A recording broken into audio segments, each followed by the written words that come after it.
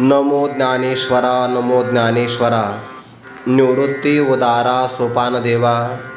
मुक्ताबाई नमो त्रिभुवन पावनी। आद्यत्रय जननी देवांची जयांचे केलिया स्मरण। होय सकळ विद्यांचे अधिकरण। तेचे वंदू श्री चरण श्री गुरूंचे ते नमस्कारोनी आता।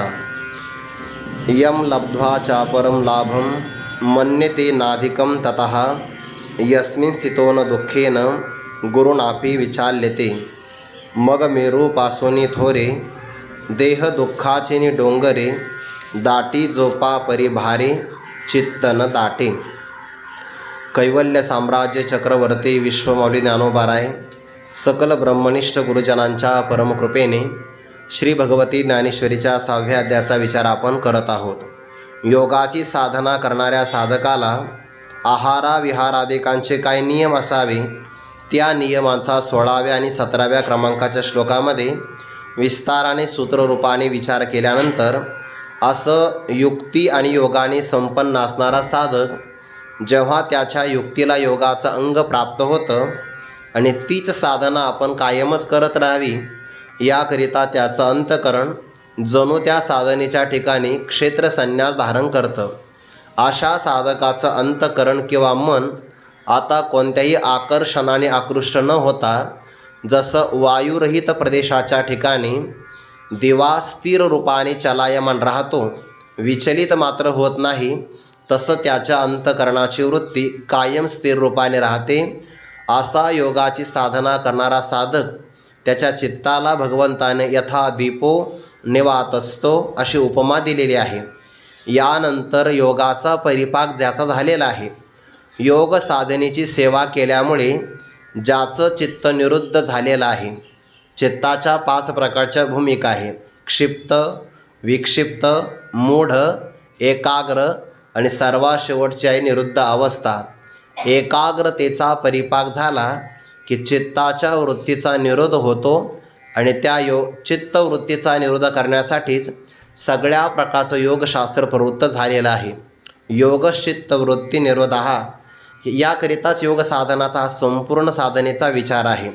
असं योगाच्या सेवेनं निरुद्ध झालेलं चित्त ज्या काळामध्ये किंवा ज्या अवस्थेमध्ये सर्व विषयापासून उपरामतेला प्राप्त होतं तेव्हा रजोगुणाचं चांचल्य, तमोगुणाचं जाट्य ज्या अंतकरणामध्ये नसल्यामुळे अशा शुद्ध अंतकरणाच्या द्वारे तो महात्मा किंवा साधक आपल्या आत्मस्वरूपाला पाहतो आणि आत्मस्वरूपामध्ये समाधानाला, संतोषाला प्राप्त होतो। यत्र चैवात्मनात्मानं पश्यन्नात्मनि तुष्यति। आत्मस्वरूपाच्याच ठिकाणी तो सुखासमाधानाला का प्राप्त होतो त्याचं कारण भगवान सांगतात। त्याला आत्मस्वरूपाच्या ठिकाणी ज्या सुखाचा लाभ होतो त्या सुखाचं अलौकिक वर्णन पुढच्या श्लोकामध्ये करतात। सुखमात्यंतिकम यत्तद बुद्धिग्राह्यमतींद्रियम व्यक्ती यत्र न चैवायम स्थितश्चलति तत्वतः। कोणतं सुख प्राप्त होतं? ज्या सुखाला अंत किंवा मर्यादा सांगता येत नाही। व्यवहारामध्ये आपल्याला जे सुख मिळतं की नाही त्या सुखामध्ये 2 प्रकार आहे। एकतर सुखामध्ये क्षय आहे किंवा सुखामध्ये अतिशय आहे। स्वभावतः विषयापासून जे सुख मिळतं ते एका क्षणाला कमी कमी होत जातं, त्याला क्षय म्हणतात। किंवा आपल्याला जे सुख मिळतं त्यापेक्षा दुसऱ्याला अधिक मिळालं की ते अधिक पाहून आपल्या सुखाला अतिशय मर्यादा प्राप्त होते। क्षय आणि अतिशय हे विषयजन्य सुखामध्ये ठरलेले आहेत। सामान्य उदाहरण आहे, एखादी व्यक्ती जर भोजन करण्याकरता बसली तर सुरुवातीला भोजनातल्या पहिल्या घासामध्ये जो आनंद होतो तो दुसऱ्या घासामध्ये अजिबात होत नाही। दुसऱ्या घासाला जे समाधान मिळतं ते तिसऱ्या घासामध्ये होत नाही। याला अर्थशास्त्रामध्ये सीमांत उपयोगिता नावाचा सिद्धांत म्हणतात। म्हणजे पहिल्या घासाला जो आनंद असतो तो शेवटच्या घासापर्यंत राहत नाही। म्हणून जी व्यक्ती आनंदाने पहिला गुलाबजामुन खाते तीच व्यक्ती 50वा गुलाबजामुन तेवढ्या आनंदाने खात नाही। याला सीमांत उपयोगिता असं म्हणतात। विषयातला कोणताही आनंद जरी घेतला तर त्याला क्षय नावाचा दोष आहे आणि आपल्यापेक्षा दुसऱ्याकडे जास्त असेल तर त्याला पाहून आपल्याला समाधान होत नाही. असं प्रत्येक सुखाला अंत ठरलेला आहे. परंतु आत्मसुखाच्या बाबतीमध्ये सुखम आत्यंतिकम, याला कोणत्याही प्रकारचा अंत लागत नाही. देश काल वस्तू परिचितरहित हा आनंद आहे. परंतु इंद्रियजन्य मात्र अजिबात नाही. इंद्रियाला विषयाचा संयोग प्राप्त झाला की इंद्रियांना विषयापासून आनंद मिळतो असं फक्त म्हणावं लागतं. तत्वतः विषयापासून आनंद मिळतच नाही. फक्त विषयाची प्राप्ती, अंतःकरणाच्या वृत्तीची स्थिरता, स्थिर झालेल्या अंतःकरणामध्ये आत्मानंदाचं भान, या सगळ्या गोष्टी युगपत घडतात. आणि जीवाला भ्रम असा होतो हे न कळाल्यामुळे की मला विषयापासूनच आनंद मिळाला. तत्वतः तसं मात्र घडत नाही. पण भ्रमात मानलं जातं की इंद्रियाला विषयाचा संयोग प्राप्त झाला की आनंद प्राप्त होतो. हा इंद्रियजन्य आनंद आहे. पण परमार्थातला आनंद मात्र अतींद्रिय आहे. इंद्रियाच्या आलंबनाने किंवा विषयाच्या आधाराने तो मिळत नाही. परंतु बुद्धिग्राह्यम, ज्याची बुद्धी अत्यंत सत्वगुणाला संपन्न आहे, अशाच पुरुषाला हा आनंद मिळतो. 2 प्रकारचे विशेषण वापरले बरं. एकतर हे सुख आत्यंतिकम म्हणजे अंतरहित आहे, म्हणजे अनंत आहे. दुसरा भाव इंद्रियजन्य विषयापासून आनंद मिळतो, तसा आनंदाचा प्रकार इथं नाही. आणि हा बुद्धिग्राह्यम असल्यामुळे ज्याची बुद्धी जितकी शुद्ध पवित्र असेल तितकाच आत्मानंदाचा आस्वाद त्याला घेता येतो. असा जो महात्मा जाणतो, आता तो आपल्या स्वरूपापासून कधीही विचलित होत नाही. आणि मग ज्ञानोबा यावर स्पष्टीकरण करतात, एरवी योगासारखं साधन सोपं दुसरं कोणतं नाही. म्हणून अर्जुना, आसनापासून आम्ही जो प्रारंभ केला, जो निका चांगला अभ्यास सांगितला, त्या अभ्यासाने जर आपल्या चित्ताचा निरोध झाला तर चित्त विषयासाठी बहिर्मुख न होता ते अंतर्मुख होतं. आणि अंतर्मुख झालेलं चित्त आपल्या सच्चिदानंद स्वरूप आत्म्याला जाणण्याला, पाहण्याला विषय करतं. आता इथं पाहणे शब्द आला की नाही, तर याचा अर्थ जसं आपण नेत्र इंद्रियाने रूपादी विषय पाहतो तसा अर्थ घ्यायचा नाही. कारण दर्शन शब्दाचा पाहणं असा एक मराठीतला अर्थ आहे आणि दर्शन शब्दाचा दृश्यर ज्ञानम असा एक अर्थ आहे. चित्त जेव्हा आत्मस्वरूपाला पाहतं असा अर्थ करतो की नाही आपण, तेव्हा चित्त अंतर्मुख झाल्यानंतर ते सत्वगुण संपन्न असणारं चित्त आत्मस्वरूपाला पाहतं. याचा अर्थ आत्मस्वरूपाचं ज्ञान करून घेण्यासाठी ते प्रवृत्त होतं. अंतर्मुख झालेलं चित्त, त्या चित्तामध्ये एक वृत्तीचा भाग आहे आणि चैतन्याचा अंशाचा चिदाभासाचा एक भाग आहे.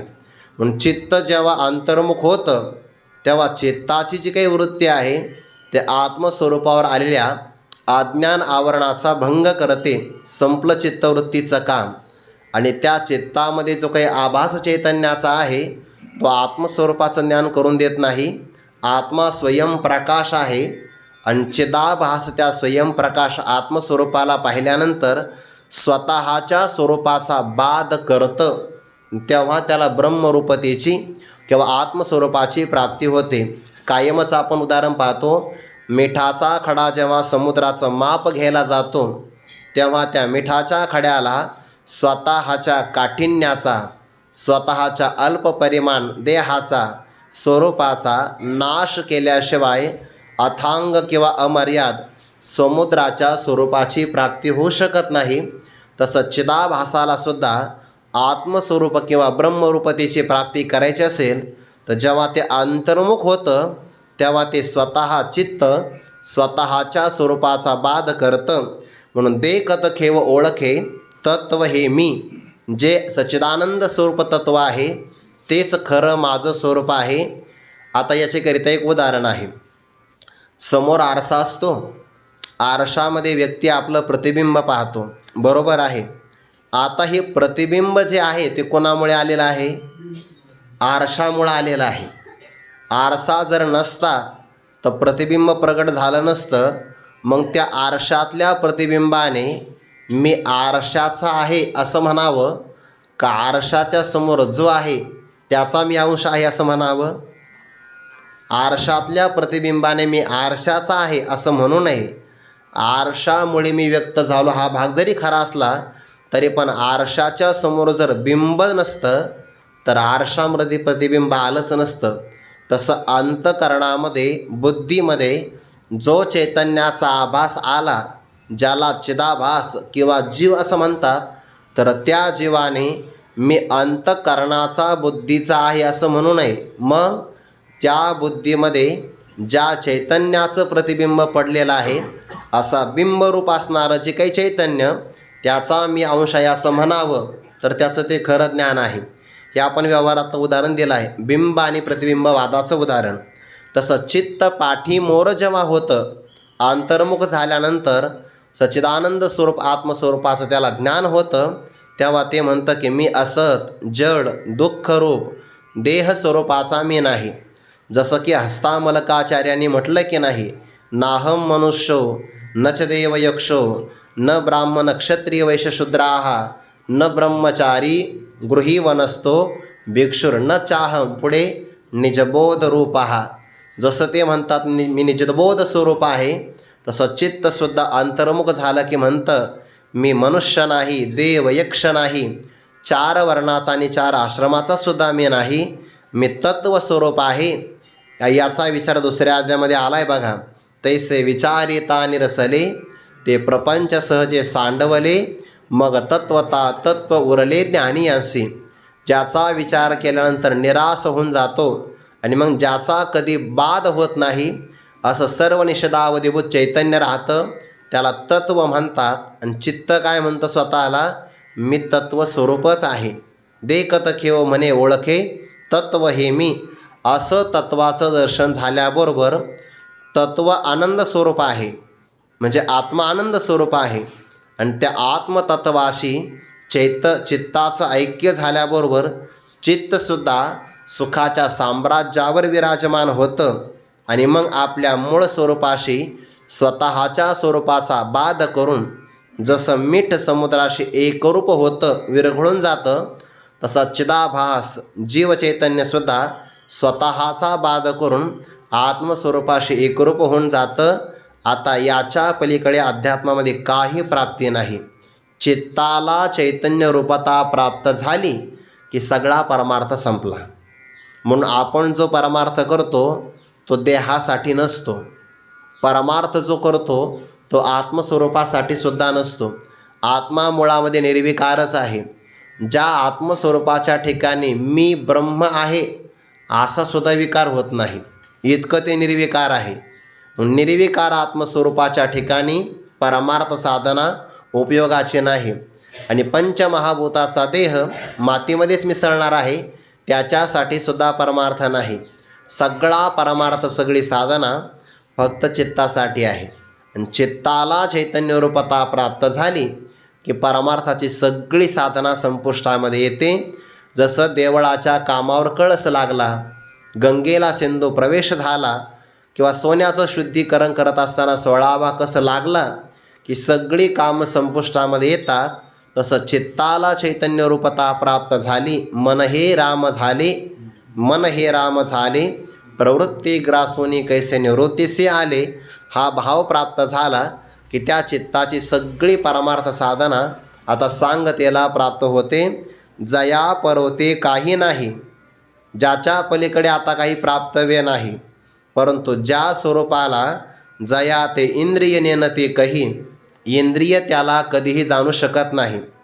म्हणून काही लोकांचा असा प्रश्न असतो की आम्हाला देव दाखवा, तर त्याचं उत्तरच असं आहे, देव हा इंद्रिय ज्ञानाचा विषय नाही. पुढे जाऊन सांगू का, देव इंद्रियाला दिसत नाही, मनाला कळत नाही, बुद्धीला जाणता येत नाही. तो अवांग मनसगोचर आहे.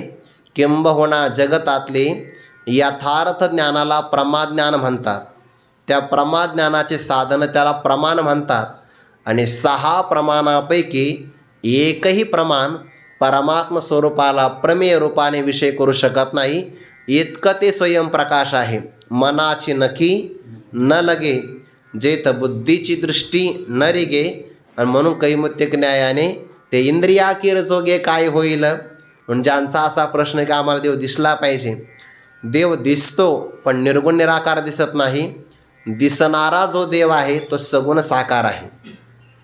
अवतार कुटीतला परमात्मा दिसू शकतो कारण तो सगुण आहे आणि साकार आहे, पण तोही सर्वांना दिसत नाही बरं. मोघाशा मोघ कर्मानो मोघ ज्ञाना विचेतसः राक्षसी मासुरीं चैव प्रकृतीं मोहिनीं श्रिताः अवजानन्ति मां मूढा मानुषीं तन्माश्रितं परम भावमजानन्तो मम भूत महेश्वरम.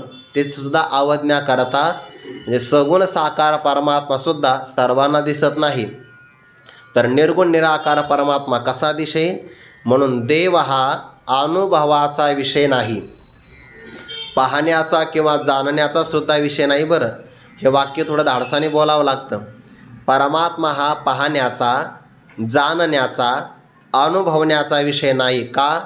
अनुभव हे त्याचं स्वरूप आहे आणि अनुभवाचा परत अनुभव घेता येत नसतो. गोडी आपली गोडी दुसऱ्यांना देऊ शकते, पण गोडी स्वतःची गोडी चाकू शकत नाही.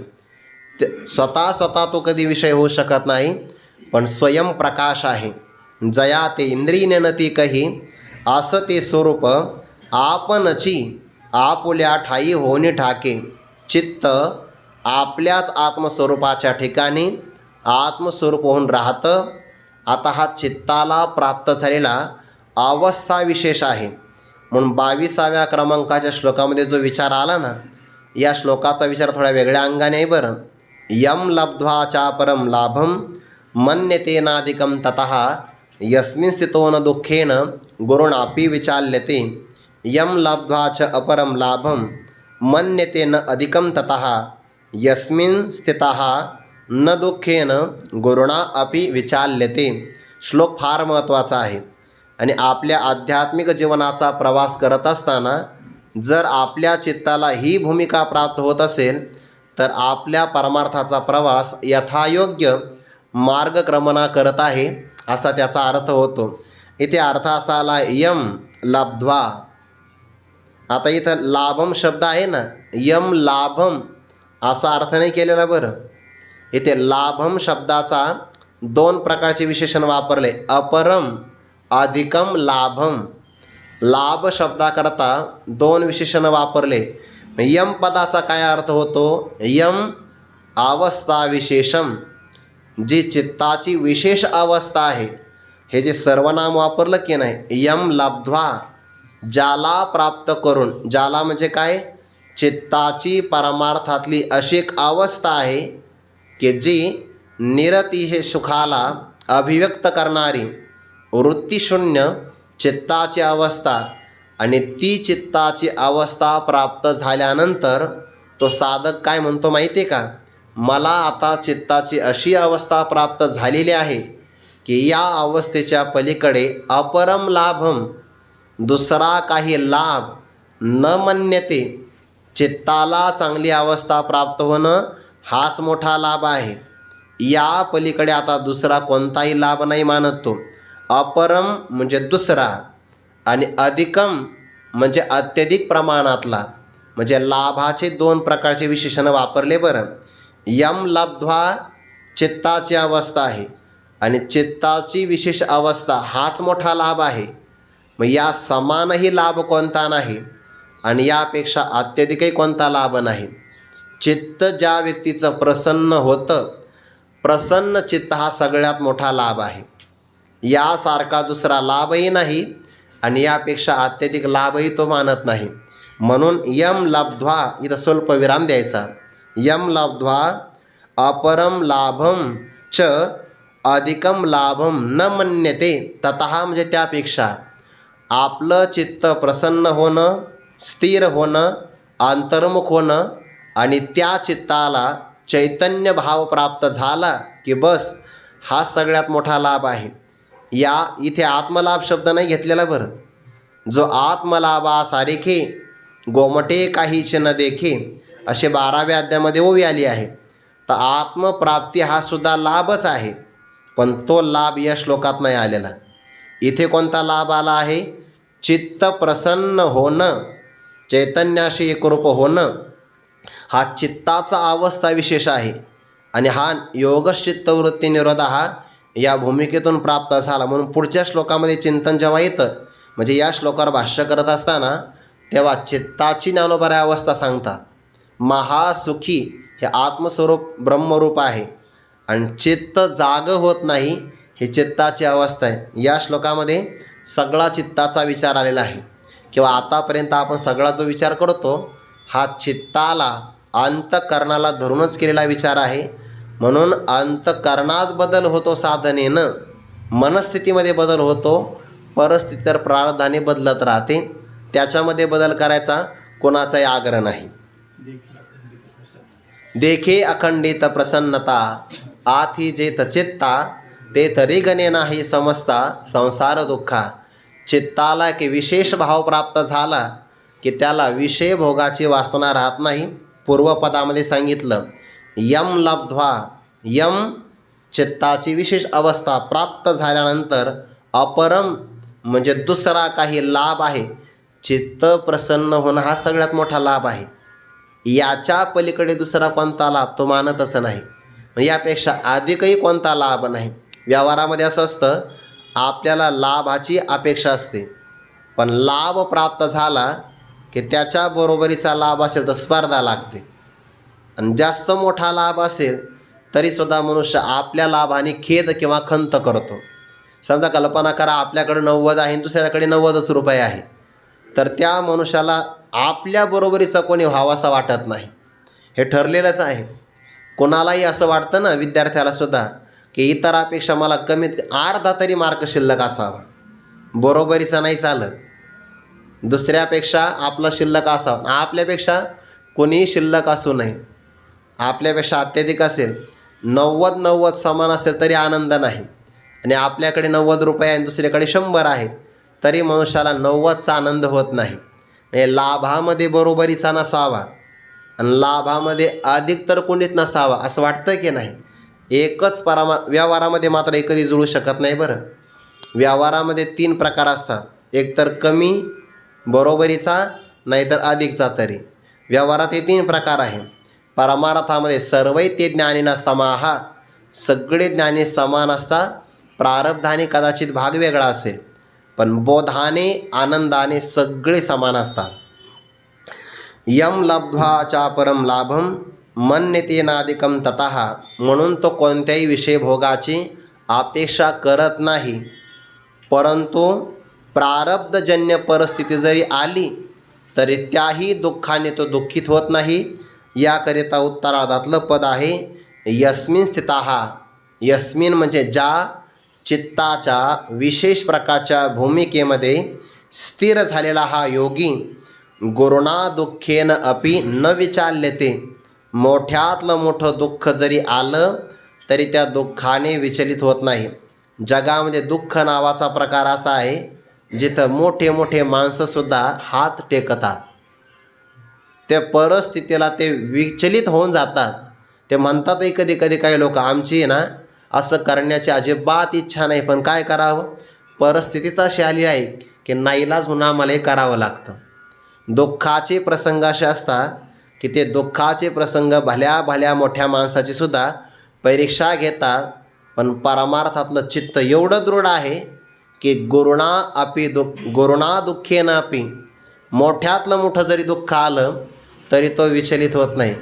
आणि सामान्य पुरुषाचा असा आहे, थोडंसं जरी दुःख ऐकलं, निंदा मोटकी ऐके, ज्ञानोबा म्हणतात, कपाळ धरुणी ठाके, थेंबे निविरे वारिणी शोके चिखोल जायचा.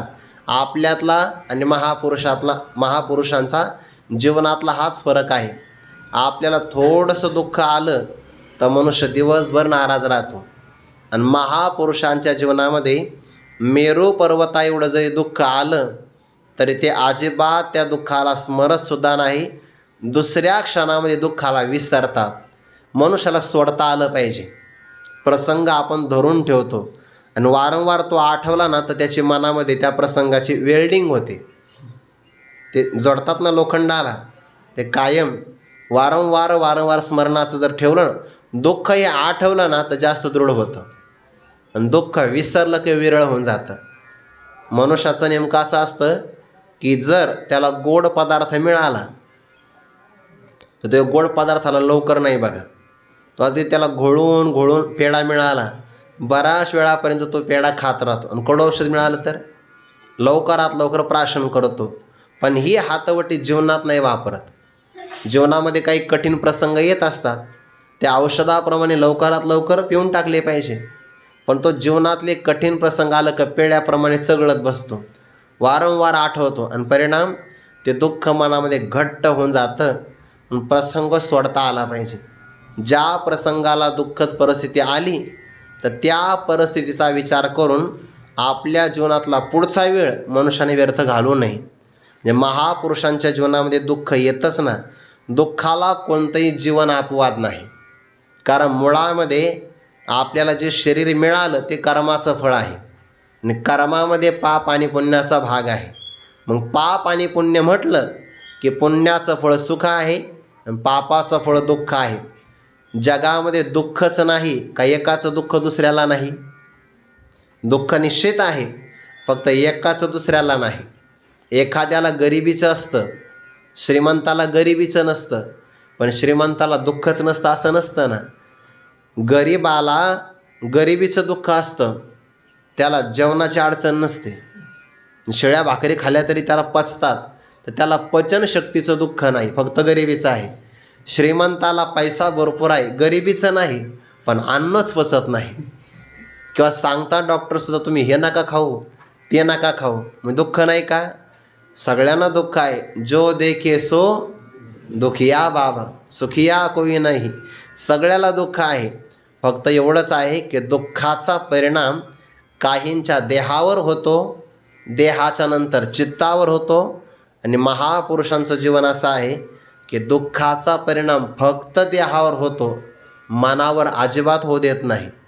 काही जाणकार लोक असतात ना, एकत्र कुटुंबामध्ये राहतात, तेव्हा बाहेर जगतामध्ये घडलेले प्रसंग ते आपल्या अंगणापर्यंत आणतात. पण घरामध्ये पाऊल ठेवला की बाहेरचा कोणताही प्रसंग घरामध्ये आणत नाही बघा. म्हणजे एखादी व्यक्ती कार्यालयामध्ये गेली, कार्यालयामध्ये जर काही झालं समजा, तर ते तिथंच रस्त्यावर विसरतात. काही लोक कार्यालयातला राग घरात काढतात. म्हणजे अंगणातलं विसरत नाही, आतमध्ये घेऊन येतात. जीवनातलं सुद्धा तसंच गणित आहे. दुःखाचे प्रसंग आले तर देहापर्यंत येऊन द्यावे, मनापर्यंत जाऊ देऊ नये. आणि तो विचार आता बघा पुढे किती ज्ञानोबा गोड सांगतात. यम लब्ध्वा चापरम लाभम मन्यते नाधिकम ततः यस्मिन् स्थितो न दुःखेन गुरुनापी विचाल्यते. मग मेरो पासुनी थोरे देह दुःखाचे डोंगरे दाटी जो पापरी भारे चित्त न दाटे किंवा चित्त न दटे, असा दुसरा एक पाठ आहे. हे ओवी वाचला असताना याला स्वल्पविराम वगैरे दिले बघा, डॉक्टर बाबांच्या ज्ञानेश्वरीमध्ये असतीलच. मग मेरो पासुनी थोरे देह दुःखाचे डोंगरे दाटी जो, इथं नक्की स्वल्पविराम असेल. परी भारे चित्त न दाटे. मेरू पर्वतापेक्षा सुद्धा मोठे मोठे दुःखाचे प्रसंग महापुरुषांच्या जीवनामध्ये येतात. या ओवीच्या प्रारंभाला शब्द आला बघा मग. मग म्हणजे केव्हा? अगोदर चित्ताने एक अवस्था संपादन केलेली आहे, आणि ती अवस्था संपादन केल्यानंतर उर्वरित जीवनामध्ये कितीही बिकट परिस्थिती आली, प्रतिकूलता आली, तरी त्याचा परिणाम होत नाही. या मग शब्दातून दोन अर्थ लागतात. मग शब्दाच्या अगोदरच्या ओव्या साधकत्व प्रतिपादन करतात, आणि मग शब्दानंतर पुढच्या येणाऱ्या ओव्या सिद्ध महात्म्याचं लक्षण सांगतात. एवढं या मग शब्दाला महत्त्व आहे. सगळं शास्त्र समोर असेल तर मग याचा विचार करता येईल ना, इतकं हे महत्त्वाचं आहे. दोन भाग याच्यामध्ये आहे. मग शब्दाच्या अगोदर आहे ना, ते सगळं साधकाचं लक्षण आहे. साधकीय जीवनामध्ये संघर्ष आहे, आणि सिद्ध अवस्थेमध्ये केवळ आनंदाचा आस्वाद आहे, विषयरहित आनंदाचा आस्वादन.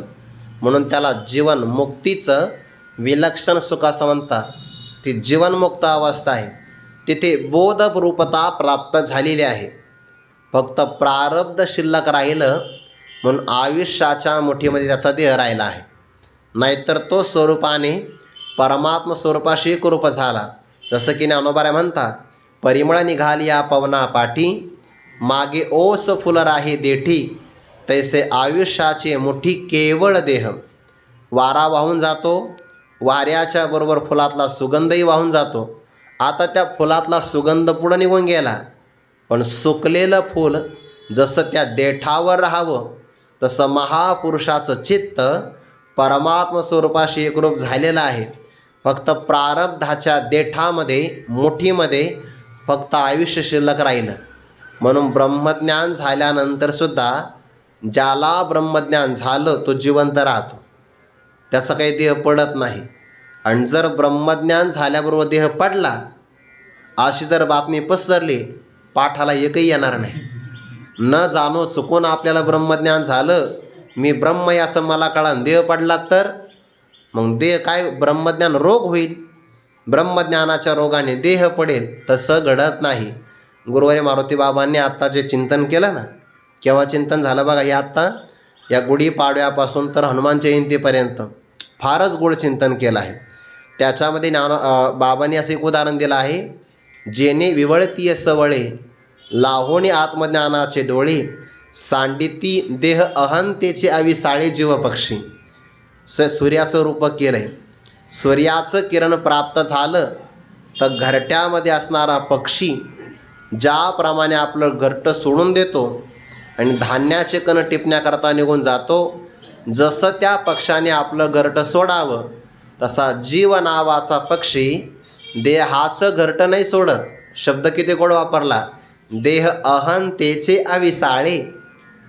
सांडिती जीव पक्षी, देहाची अहंता म्हणजेच देह तादात्म्य, देहाचा अभिमान.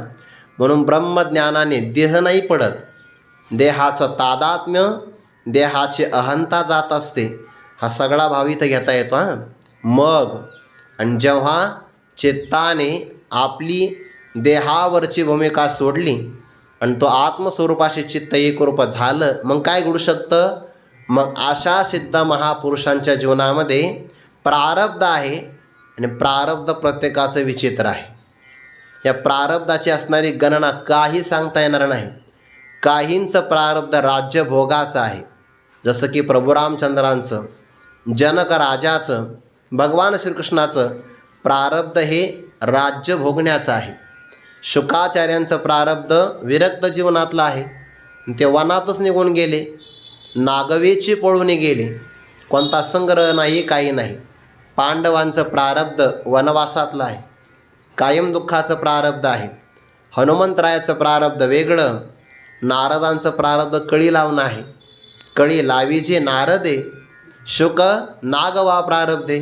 हे सगळ्याचं प्रारब्ध विचित्र आहे, पण बोध मात्र सगळ्यांचा समान आहे. म्हणून ज्ञानी पुरुषांकडे जेव्हा आपण पाहतो ना, तेव्हा त्यांचा आपण प्रारब्ध न पाहता त्यांचा अंतकरणातला बोध पाहिला पाहिजे. पण आपण बोध न पाहता काय म्हणतो बघा ना, आयुष्यभर परमार्थ केला आणि शेवटी काय आलं? आपण म्हणतो की नाही असं व्यवहारामध्ये, आयुष्यभर परमार्थ केला आणि शेवटी हाताला काय आलं? अरे ते प्रारब्ध आहे, त्यांचा बोध त्यांना नाही माहिती, आपल्याला काय कळणार आहे? पण बोध हा स्वसंवेद्य असतो, तो वरच्या आकाराने कळत नसतो. व्यवहारातल्या मान्यता खूप वेगळ्या असतात. काही माणसं म्हणतात बघा ना, आयुष्यभर माळ नाही घातली आणि मरण एकादशीला आलं. अरे ते तिथी आहे, पण त्याचा जो अधिकार आहे त्याच देवता त्याला घेऊन जाणार आहे तिकडे. एकादशीला गेला काय, पवित्र तिथीला गेला काय, अशी योजना आहे बरं. पण आता हे व्यवहार स्पष्ट म्हणता येत नाही, कारण आपल्याला दशक्रियेचं प्रवचन करायचं असतं. पुढेही बहुत करणे आहे, तो भाग सोडून द्या. हा सगळा विचार आलेला आहे. ज्ञानी महात्मा, भक्त महात्मा अमावस्याला जरी गेला तरी अडचण नाही, कारण अमावस्याला जरी गेला तर ती देवता बरोबर त्याला त्या योग्य मार्गाने घेऊन जाते. चुकीचं आचरण करणारा एकादशीला जरी गेला तर काही फरक नाही पडत. केले कर्म तेचे भोग आले, आगा कर्मे जे उरावे ते सुख दुःखे फळावे, तया ते भोगावया यावे देहा एका. पण ही नजर अलीकडची आहे, खरी नजर मात्र विशिष्ट प्रकारची आहे. म्हणून प्रारब्ध विचित्र असतं. प्रारब्धामध्ये ज्ञानी पुरुषालाही दुःख येतं. फरक काय आहे? फरक असा आहे की त्यांच्या देहापर्यंतच दुःख जातं, मनापर्यंत जात नाही. आणि आपल्या देहावरही येतं, मनातही राहतं. नाही वर्षानुवर्ष ते आपल्याला आठवतं. काय आपला अभ्यास असेल, वर्षानुवर्ष दुःख आपल्याला आठवत राहतं, सोडता येत नाही. बघा ज्ञानोबारांची उपमा आहे आता. मग मेरूपासूनी थोरे देह दुःखाचिनी डोंगरे दाटीजो. मेरूपासूनी थोरे दुःखाचिनी डोंगरे देह दाटीजो. अन्वय करावा लागेल. मेरू पर्वतापेक्षाही मोठं दुःख, जगताला आधार आहे मेरू पर्वताचा, सगळ्यात मोठा आहे मेरू पर्वत. आणि मेरू पर्वतापेक्षाही मोठं दुःख, त्या दुःखाचा डोंगर, आणि त्या डोंगराखाली महापुरुषाचा देह दाटीजो. त्याचा देह दडपला जातो, पण चित्त मात्र अंतर्मुख आहे, पवित्र आहे, आत्मस्वरूपाशी एकरूप झालेला आहे.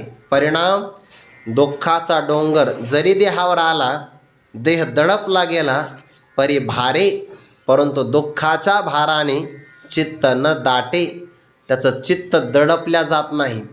म्हणजे दुःखाचं ओझं देहाला होतं, पण दुःखाचं ओझं चित्ताला मात्र होत नाही. आणि अशी जर भूमिका प्राप्त होत असेल तरच आपली परमार्थाची साधना यथायोग्य मार्गक्रमणा करत आहे. आता हे देह दुःखाचे डोंगरे ही परिस्थिती आहे, आणि चित्त न दाटे ही मनस्थिती आहे. मनस्थिती बदल महत्त्वाचा आहे. परिस्थितीमध्ये बदल कुणीच करू शकत नाही. कारण प्रारब्ध कर्म हे भोगून संपवावं लागतं.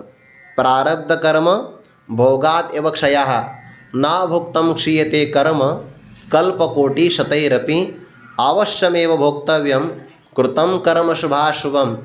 भोगल्याशिवाय कल्पावधी कोटी कल्प जरी गेले, कोट्यावधी कल्प जरी गेले, तरी केलेलं कर्म भोगल्याशिवाय संपतच नाही.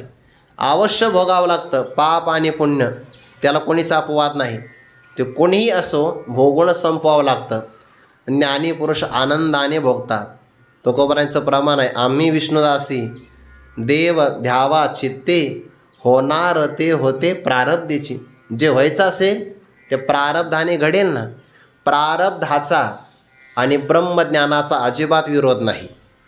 प्रारब्धाच्या ठिकाणी बलवान आहे, ब्रह्मज्ञानाच्या ठिकाणी सामर्थ्य संपन्न आहे. म्हणून पंचदशीकाराने हे गोड चिंतन केले बघा एका प्रकरणामध्ये. प्रारब्ध काय करतं? सुख किंवा दुःखाचा भोग देतं. प्रारब्ध या बाबतीमध्ये समर्थ आहे. आणि ज्ञान काय करतं? प्रारब्ध आणि सुखदुःखाचा भोग जरी आला तर त्याला सत्य नाही ठरवत, मिथ्या ठरवतं. म्हणजे ब्रह्मज्ञानाचं काय सामर्थ्य? मिथ्या ठरवणं. आणि प्रारब्धाचं सामर्थ्य काय? सुखदुःखाचा भोग दिसणं किंवा देणं. प्रारब्धाचा भोग ब्रह्मज्ञान नष्ट करत नाही, आणि ब्रह्मज्ञानाचा निश्चय प्रारब्धाने चलित होत नाही. म्हणून दोन्हीसुद्धा आपापल्या ठिकाणी बलवान आहे. जशी एखादी व्यक्ती स्नानाला निघून गेली तर कमरेच्या खाली पाण्यामध्ये असल्यामुळे त्याला शीतल स्पर्श मिळतो, आणि नाभीपासून वरच्या भागामध्ये उष्णता राहते. एकाच काळामध्ये ज्ञानी महात्मा प्रारब्धाचे सुखदुःखही भोगतो आणि ब्रह्मज्ञानाचा आनंदही भोगतो, पण दुःख देहापर्यंतच येतं, चित्तावर मात्र परिणाम होत नाही. आणि असं चित्त जोपर्यंत आपलं तयार होत नाही तोपर्यंत आपण विशिष्ट साधना अवश्य काही काळ केलीच पाहिजे. एकदा जर आपल्या चित्ताची दृढ भूमिका प्राप्त झाली, निश्चयरूपता जर असली, मग आपण राज्यकारभार केला काय तरी अडचण नाही, व्यवहार केला तरी अडचण नाही. पण चित्त डळमळीत आहे, मग ती खूप अडचणीची भूमिका आहे. जोपर्यंत आपल्या चित्ताला विशिष्ट दृढता मिळत नाही ना, तोपर्यंत आपण जीवनग्रंथ एखादी सेवा केली पाहिजे, महापुरुषांच्या जवळ राहिलं पाहिजे, एखाद्या क्षेत्रामध्ये वास्तव्य केलं पाहिजे. जोपर्यंत आपलं चित्त निश्चयाने संपन्न होत नाही तोपर्यंत. आणि एकदा तसं चित्त झालं मग व्यवहार केला तरी काही अडचण नाही. पण जनकाप्रमाणे राज्य करा, नाहीतर भगवान श्रीकृष्णाप्रमाणे पुन्हा मथुरेतलं द्वारकेतलं राज्य करा, काही अडचण नाही. फक्त केव्हा चित्ताला एक विशिष्ट आकार, भूमिका प्राप्त, अवस्था विशेष प्राप्त झाला पाहिजे. मग मेरूपासून थोरे देह दुःखाची डोंगरे दाटी जोपा परी भारी चित्त न दाटे. आणि दुःखाचे प्रकार आहेत ना, दुःखाचे प्रकार 3 आहेत सामान्यपणे. आधी भौतिक दुःख, आदिदैविक दुःख, आध्यात्मिक दुःख.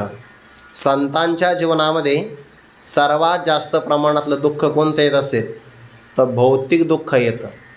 समाजातले बरेच माणसं त्यांना विनाकारण त्रास देतात. भौतिक दुःख जास्त येतं. तेवे उन्मत्ते जगे, जयासी खंती न लगे आणि जयाचिने अंगे नशिने लोकून. तुकोबारांच्या जीवनात तर सगळे दुःख आले बघा. दुष्काळे आटिले हे दैविक दुःख आहे. द्रव्य नेला मान भौतिक दुःख आहे. कारण मान सन्मान नाही म्हणजे भौतिक जगतामध्ये अपमान आहे.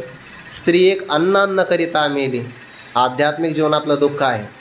कधी कधी तिन्ही दुःख एकत्रच येतात, तर कधी कधी एक एक दुःख एका प्रसंगाला येतं. पण हे तिन्ही दुःख जरी एकत्र आले, त्रिविध मुख्य आघवे उपद्रवांचे मेळावे, वरी पडिल्या नवे वाकुडाचो. तीनही दुःख एका काळात जरी आले तर त्यांच्या अंतकरणातला रोमसुद्धा वाकडा होत नाही, चित्त न दाटे. सगळ्या संतांच्या जीवनामध्ये जेवढं दुःख आहे ना, त्या दुःखातला 1/10 भागसुद्धा आपल्या वाट्याला येत नाही बघा. का येतो? ज्या काळामध्ये ज्ञानोबाराय आळंदी क्षेत्रामध्ये आपल्या जीवनातली लीला संपादन करत होते, त्या काळातली परिस्थिती अशी की काही लोकांनी मधुकरी तर दिलीच नाही, पण दुसऱ्यांनी दिलेलीसुद्धा यांनी खाऊ दिली नाही. असे कितीतरी बिकट प्रसंग आले की नाही. पण ते प्रसंग आल्यानंतर ज्ञानोबाराय मात्र खेद नाही करत.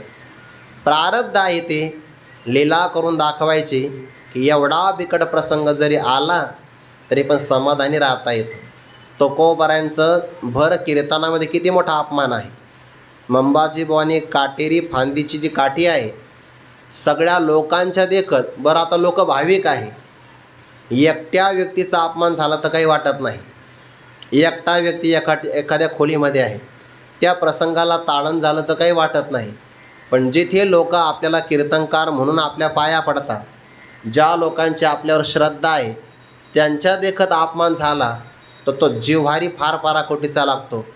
पण त्याही प्रसंगात तुकोबारायांचं म्हणणं आहे, बरे झाले देवा, तुम्ही आम्हाला क्रोधाच्या तावडीतून सोडून घेतलं. इतकं सकारात्मक कोण राहू शकतं? लोकांच्या देखत अपमान नाही शब्दाने, शब्दाचा अपमान तर सण एक वेळेस करता येईल, पण अगदी काटेरी काठीनं ताडण करणं चालू आहे. काही नाही, पांडुरंगाचा धावा मेरूपासोने थोरे, देह दुःखाचे डोंगरे, दाटी जोपा परिभारे चित्त न दाटे. चित्त मात्र दडपलं जात नाही. आपलं प्रारब्ध हे आपल्याला माहिती नसतं का? माहिती आहे? माहिती नसतं तरी लोक जाणून घेण्याचा प्रयत्न करतात ज्योतिषशास्त्राच्या दृष्टिकोनातून. भविष्यामध्ये कसं होईल? अरे आता बाण निघून गेलेला आहे, त्याला थांबवता येत नाही, थोडेफार उपचार करता येतील, पण प्रारब्ध बलवान असेल तर भोगावं लागतंच. प्रबळ उपाय जर केले तर त्या प्रबळ उपायाने प्रारब्ध दुर्बल असेल तर पराभव करता येईल. पण जर प्रारब्ध प्रबळ असेल तर टाळताच येत नाही. मग आपण ज्याच्याकडं आपण ज्योतिष पाहतो त्याला तरी कुठं प्रारब्ध टळलेलं आहे? लोक म्हणतात तू दुसऱ्याचं भविष्य सांगतो न तुझं, अरे दुसऱ्याचं भविष्य सांगणं असंच राहणं हेच त्याचं प्रारब्ध आहे. हेच प्रारब्ध आहे त्याचं, मानावं लागतं ते. ज्याला दुसऱ्याचं कळतं त्याला स्वतःचं कळतं, पण पर्याय नाही ना. प्रारब्ध टाळता येत नाही, भोगावंच लागतं, तक्रार नाही. मग काय करावं? आपल्या प्रारब्धाने आपल्याला दुःख मिळालं ना, मनुष्याने सहनशीलता बाळगावी. आणि जर आपण आनंदाने सहन केलं तर आनंदाने सहन केलेलं दुःख ही आपली तपश्चर्या होत असते. आणि सहनम सर्व दुःखानां अप्रतिकारपूर्वकम चिंताविलापरहितम सा तितिक्षा निगद्यते. सहनम सर्व दुःखानां, प्रारब्ध टाळणार नाही. आपण या जन्मात जी साधना करतो ना, ऐका, आताची साधना ही भविष्य काळामध्ये उपयोगी पडणार आहे. साधना आताची वाया जाणार नाही. पण जर एखादी व्यक्ती म्हणजे नाही मी आता देवाची साधना करणार आणि या साधनेने माझं प्रारब्ध टाळणार, तर साधनेचं महत्त्वच कळालं नाही. मग साधनेचं महत्त्वच नाही कळालं म्हणजे कल्पतरू तोडायचा आणि घराला कुंपण करायचं असा तो अर्थ होईल. या साधनेचा वापर प्रारब्ध टाळण्यासाठी करायचाच नाही. प्रारब्ध भोगून संपवायचं कशाला? विनाकारण आपली साधना त्याच्यामध्ये खर्च करायची. खर्च नाही करायचे. प्रारब्ध जसं असेल तसं भोगून संपवायचं. भोगे मनोनी भोग्य ते त्रिशुद्धी न चुके, आणि बुद्धी ही होणारा सारिकी ठाके, माझ्या कपाळी पिटावी लोके ते लोटेल काह्या. प्रारब्ध हे जेव्हा आपल्याला त्याचा भोग घ्यायचा असतो की नाही, तेव्हा बरोबर मनुष्याची बुद्धी तशीच होत असते. भोग्य ते त्रिशुद्धी न चुके, आणि बुद्धी होणारा सारिकी ठाके. बुद्धीसुद्धा त्या प्रसंगाला पराधीन होते, बुद्धीला काही सुचत नाही. तसंच बरोबर बलवान प्रारब्ध असेल तर भोगावं लागतं. पण त्या काळामध्ये सहनम सर्व दुःखांना प्रतिकारही नाही करायचा, अप्रतिकारपूर्वकम चिंता पण नाही करायची. अहो कधी संपल, आणि कोणाजवळ रडायचं सुद्धा नाही. चिंता विलापरहितम सा तितिक्षा निगद्यते. अशी तितिक्षा थोडी असली पाहिजे. दाट आणि ओठ खाऊन ते सहन नाही करायचं. शब्द वापरला शास्त्रकारांनी, चिंताही नाही करायची, रडायचं सुद्धा नाही. चिंता विलापरहितम. आणि सामान्य पुरुषाला दुःख लय कमी असतात, मोठ्या माणसांना दुःख जास्त असतात. पण मोठ्या माणसाची एक अडचण आहे, सामान्य माणसं रडून मोकळे होतात, त्यांना रडतासुद्धा येत नाही. त्यांना आतून ते सगळं प्रकारचं सहन करावं लागतं. भगवान शंकरांनी हलाहल नावाचं विष प्राशन केलं. ते सुरुवातीला घेताना काही नाही वाटलं. म्हणजे सुरुवातीला ब्रह्मदेव वगैरे सगळे आले ना, आणि त्यांनी स्तवनच असं केलं, जगाच्या कल्याणा संताच्या विभूती, देह कष्टविती परोपकारे. भगवान शंकरांनी घेतलं जगाच्या कल्याणासाठी, पण घेतलं तेव्हा सर्वांगाचा दाह होऊ लागला. मग आता आतमध्ये घ्यावं तर उदरातले ब्रह्मांड नष्ट होतात, आणि बाहेर ओकून टाकावं तर बाहेरचं जग नष्ट होतं. कंठामध्ये साठवलं, आतही जाऊ दिलं नाही आणि बाहेरही ओकलं नाही. तसंच असतं आपल्या जीवनात. बरेच कठीण प्रसंग असतात, ते मनातही जाऊ द्यायचे नसतात, आणि बाहेरही समाजाला सांगायचे नसतात. समाजामध्ये दोन प्रकार. दुर्जनाला सांगितलं की त्याला आनंद होतो, आणि जो सज्जन आपल्यावर प्रेम करतो त्याला दुःख होतं. म्हणून सांगूच नाही, कारण एकाला दुःख होणार आहे आणि एकाला आनंद होणार आहे. बाहेर सांगायचं नाही, आणि आतमध्ये सुद्धा मनात नाही घ्यायचे. नाही तर मनात दुःख जास्त सांभाळलं की त्याचा स्फोट होऊ शकतो. ते कंठामध्येच ठेवले पाहिजे, नीलकंठ झालं पाहिजे. मग मेरूपासून थोरे देह दुःखाचे नि डोंगरे. कधीतरी परमार्थ प्रात्यक्षिक रूपाने उतरला पाहिजे. नाहीतर बऱ्याचदा व्यवहारातले माणसं फार कणखर असतात. बरं, व्यवहारातले माणसं म्हणतात आम्ही का सामान्य नाही, आम्ही लय उन्हाळे पावसाळे खाल्लेले. तर ते थोडे कणखर असतात, दुःख फार मोठ्या प्रमाणात सहन करतात. ज्याने बालपणापासून दुःख पाहिलं ना, ते माणसं आत्महत्या नाही करत. संघर्ष हा त्याचा जीवनाचा स्थायी भाव असतो. पण ज्याने आयुष्यभर आनंदामध्ये व्यतीत केलं आहे, त्याला कधी कधी असं दिसतंय बघा बातम्यामध्ये, काही नाही, वडिलांनी फक्त मुलाचा मोबाईल हातातून हिसकावून घेतला, एवढीच प्रतिकूलता. वडील घरी येईपर्यंत मुलगा धामाला गेला निघून, केली आत्महत्या. किती प्रसंग आहे. सहन करण्याची ताकदच नाही आहे, शक्तीच नाही आहे. सामान्यपणे आता मुलांना व्यसन लागले की नाही, काही काही लहान मुलं 14 वर्षाचे 12 वर्षाचे मुलंसुद्धा फक्त वडिलांनी आपल्याला मोबाईल दिला नाही आज वापरायला का टोकाचं पाऊल घेता. व्यवहारातले माणसं तरी कणखर जास्त असतात, पण परमार्थातल्या माणसाचं जीवन एवढं कणखर बनलं पाहिजे. कधी कधी परमार्थ करूनसुद्धा बरेच आध्यात्मिक व्यक्ती नर्वस होतात, निराशतेमध्ये जातात. गेलं नाही पाहिजे. संघर्ष जीवनामध्ये प्रसन्नतेनं करता आला पाहिजे. हे ओव्या आठवल्या पाहिजे आपल्याला. एक तरी ओवी अनुभवावी, तेव्हा या ओव्या आठवल्या पाहिजे की मग मेरूपासून थोरे देह दुःखाचे नि डोंगरे, दाटी जो परी भारी चित्त न दाटे. आपल्याला आपण संघर्ष करतोय बघा. प्रत्यक्ष आपल्याला माऊलींच्या सोहळ्यामध्ये घडतं ना. काय अनुकूलता आहे बरं. राहण्यासाठी व्यवस्थित घर नसतं, रावटीत राहावं लागतं. बरं, आपलं दैव असं आहे, काही काही माणसं यामध्ये PhD संपन्न असतात. रावटी ठोकली की बरोबर पहिल्यांदा ते जागा पकडतात. त्यांना माहिती आज जागा पकडली की ते आयुष्यभर आपल्यासोबत राहणार आहे, म्हणजे 20 दिवस का आहे ना. आणि आपण दम्माने उशिरा जातो तर जिथं छिद्र आहे रावटीला ती जागा आपल्याला मिळते. मग काय प्रतिकूलताच आहे की नाही. भोजन वेळेवर मिळत नाही, मिळालं तर पावसात घ्यावं लागतं. एवढी प्रतिकूलता असताना सुद्धा आपण आनंदी राहतो की नाही, हे प्रात्यक्षिक आहे परमार्थाचं. जसं वारीमध्ये आपण सगळं सहन करतो तसं आयुष्यभरही सहन करता आलं पाहिजे. दुःखाला देहापर्यंत येऊ द्यावं, मनापर्यंत येऊ देऊच नाही. आणि ज्याच्या मनापर्यंत दुःख गेलं, ज्याला राष्ट्राचं रक्षण करायचं की नाही, त्याने शत्रूंना सीमेवरच थोपवलं पाहिजे. तसं देह ही दुःखाची सीमा तिथपर्यंतच थोपवलं पाहिजे, त्याला आत नाही येऊ दिलं पाहिजे. मनावर दुःखाचा परिणाम होता कामा नये. आणि महापुरुषांची मनस्थिती अत्यंत बळकट असते. त्यामुळे मेरू पर्वतापेक्षा मोठी जरी दुःख आली त्यांच्या जीवनामध्ये, त्यांचे जेवढे अपमान झाले, त्यांना जेवढं दारिद्र्य भोगावं लागलं, जेवढे लोकांनी त्यांना ताडण केलं, तेवढे प्रसंग आजही अजून आपल्या जीवनामध्ये उद्भवत नाही. असं असतानाही आपण नाराज राहतो. थोडासा प्रसंग आला तरी माणसं नर्वस होऊन जातात, निराशतेमध्ये जातात. आणि कोण जातात? व्यवहारातले जातील. यात नवल काय? आध्यात्मिक म्हणवणारे, चांगली चांगली साधना स्वाध्याय करणारे सुद्धा माणसं बऱ्याचदा नाराज राहते. उपयोग काय आहे? एक उदाहरण सांगतो, आठवलं म्हणून. गुरुवारी डॉक्टर बाबा एक स्वामी महाराजांचं उदाहरण सांगतात की त्यांचे गुरुबंधू होते स्वामी महाराजांचे, आनंद आश्रम स्वामी महाराजांचे. पण त्यांची धर्मपत्नी मरण पावली. त्यांना फारच अनावर शोक झाला. मग स्वामी महाराजांना त्यांनी पत्र पाठवलं की तुम्ही या आणि माझ्या दुःखाचं सांत्वन करा. स्वामी महाराज गेले आणि मग सांत्वन केलं. जातस्य हे ध्रुव मृत्यूर असे श्लोक सांगितले, प्रवचन. ते थोडे शांत झाले.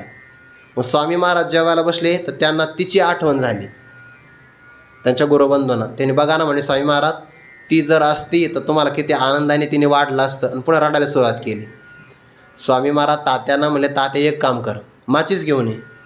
माचीस आणायची आणि त्यांच्या घरात गेले. भले मोठे ग्रंथ होते कपाट भरून. म्हणे या सगळ्या ग्रंथाला आता काडी लावायची. ते म्हणले, का स्वामी असं का करता? अरे एवढे ग्रंथ असून सुद्धा तुमचं रडणं थांबत नाही, या ग्रंथाला करायचं काय? अशा ग्रंथाला काडीच लावली पाहिजे. पण ते हुशार होते. त्याने आता मी परत रडणार नाही. म्हणजे दुःख सहन प्रसंग आला. आता हे प्रवचन करणं खूप सोपं आहे. मेरूपासून थोरे देह दुःखाचे डोंगरे, दाटी जबा परे भारी चित्त न दाटे. पण जेव्हा माझ्या जीवनात प्रसंग येईल तेव्हा ते जर मला अंगी बांधलं तर मग हे आपण अर्थचिंतन केलं असा त्याचा अर्थ होईल. आणखीन काही चिंतन या ओळीवर, त्याचा विचार आपण उद्या पाहू. कुंडली कवरदारी विठ्ठल श्री ज्ञानदेव तुकाराम मौली ज्ञानेश्वर महाराज की जय. जगद्गुरु तुकाराम महाराज की जय. सद्गुरु जोग महाराज की जय.